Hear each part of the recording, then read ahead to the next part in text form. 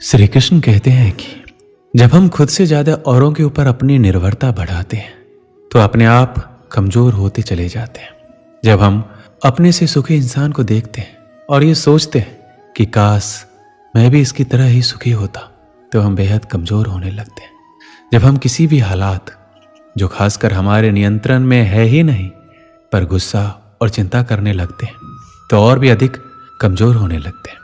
जब हम हर जगह किसी भी तरह से जीतना ही चाहते हैं, फिर चाहे हम गलत ही क्यों ना हो, तो वास्तविक रूप से हम ज्यादा कमजोर होने लगते हैं। क्या कारण है? बुरी आदतें बहुत ही जल्दी हम पर हावी हो जाती है, जबकि अच्छी आदतों का पालन करने में हमें लंबा समय लग जाता है। ये समझने के लिए आपको जानना होगा कि हमारा मन चीजों को दो तरीकों से वर्गीकृत करता है, तकलीफ और आनंद। मन तकलीफ या कहें दुख से भागता है और आनंद यानी सुख के प्रति आसक्त रहता है।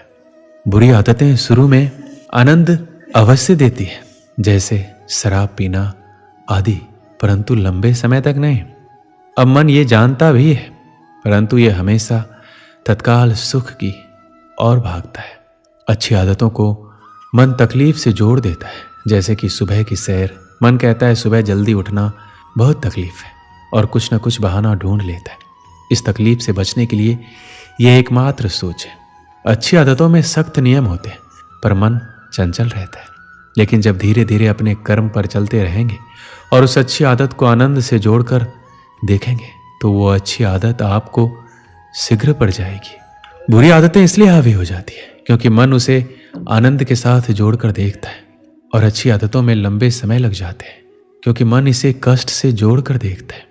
नीचे गिरने में कोई ताकत नहीं लगती है। उसी तरह बुरी आदत में मन को उतना समझाना नहीं पड़ता है और अच्छी आदत बनाने के लिए मेहनत लगती है।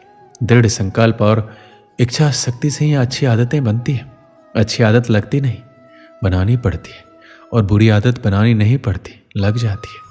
कोई भी नशा करने वाला व्यक्ति खुद से नशा नहीं करता है, वह सगे संबंधी की बातों में आकर ही वह नशा करना सीखता है।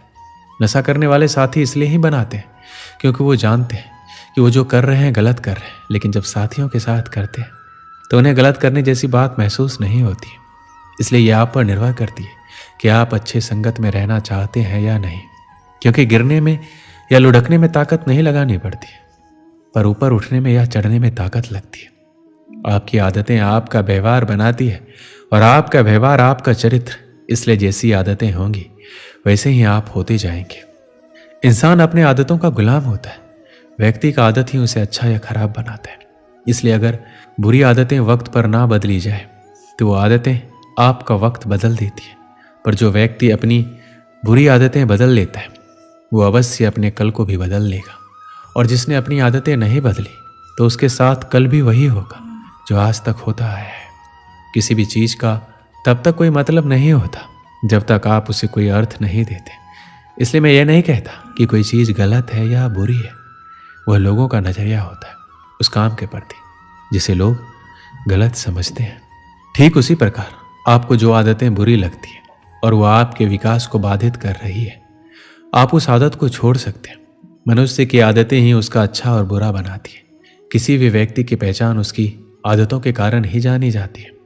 व्यक्ति किसी बात को छुपाने के लिए ना जाने कितने झूठ बोलता है। व्यक्ति की झूठ बोलने की आदत इंसान को संकट के घेरे में डाल देती है, और आलस्य भी मनुष्य का एक बहुत ही बड़ा शत्रु है। मनुष्य की बुरी आदत मनुष्य को ऊपर उठने नहीं देती है, जिसके कारण किसी भी इंसान को इसका नुकसान उठाना पड़ता है। अगर आपको अपनी जिंदगी में सफलता पानी है और कुछ कर दिखाने की ताकत है तो इन बातों को आप अवश्य ध्यान में रखिए। श्री कृष्ण कहते हैं कि स्वार्थी बनिए, परोपकार शब्द पुराणों में ही अच्छे लगते हैं।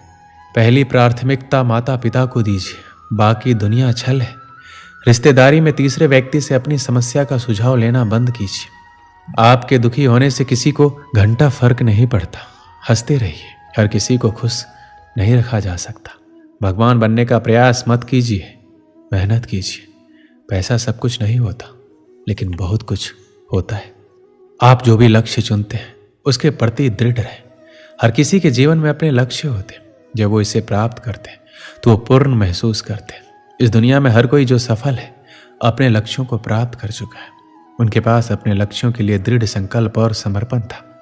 आपके पास अपने लक्ष्यों के लिए भी यही होना चाहिए। कुछ योग्य लक्ष्य चुने, कुछ योग्य लक्ष्य रखें, बेकार की बातों से विचलित ना होए। आज की प्रेरक कहानी इस सीख पर आधारित है कि जीवन में संगति का असर बहुत ही ज्यादा होता है। ऐसे में हर किसी को अपनी संगति सोच समझकर चुननी चाहिए। एक बार एक राजा शिकार पर निकले। उनके साथ उनका काफिला भी मौजूद था। शिकार को ढूंढते हुए राजा और उसका काफिला जंगल से गुजर रहा था, लेकिन उन्हें दूर दूर तक कोई शिकार नजर नहीं आ रहा था। राजा अपने काफिले के साथ धीरे धीरे जंगल के अंदर प्रवेश कर रहा था। जैसे ही वो कुछ और अंदर गया, उन्हें एक छिपने की जगह दिखाई दी, लेकिन वो जगह डाकुओं के छिपने की थी। जब वो उस गुफा के पास पहुंचे तो एक तोता बोला, पकड़ो पकड़ो, एक राजा आ रहा है जिसके पास बहुत ही सारा सामान है, जल्दी आओ और लूट लो सब। तोते की आवाज सुनकर डाकुओं ने राजा की तरफ भागना शुरू किया। जैसे ही राजा और इसके अपनी तरफ आते देखा तो वो भाग खड़े हुए। भागते भागते वो कोसों दूर निकल गए। काफी दूर आने के बाद उन्हें एक बड़ा सा पेड़ दिखाई दिया। वो सभी उस पेड़ के पास चले गए। जब वो सभी पेड़ के पास पहुंचे तो वहां एक तोता बैठा था। वो तोता बोला, आओ राजन, हमारे साधु महात्मा की कुटी में आपका स्वागत है। आइए पानी पीजिए और आराम कर लीजिए। इस तोते की यह बात सुनकर राजा बेहद हैरान हो गया। उसने सोचा कि एक ही जाति के दो प्राणियों का व्यवहार इतना अलग कैसे। राजा बेहद ही असमंजस में पड़ गया। उसने तोते की बात सुनी और अंदर कुटिया में चला गया। वहां बैठे साधु महात्मा को प्रणाम करके उन्होंने पूरी बात बताई।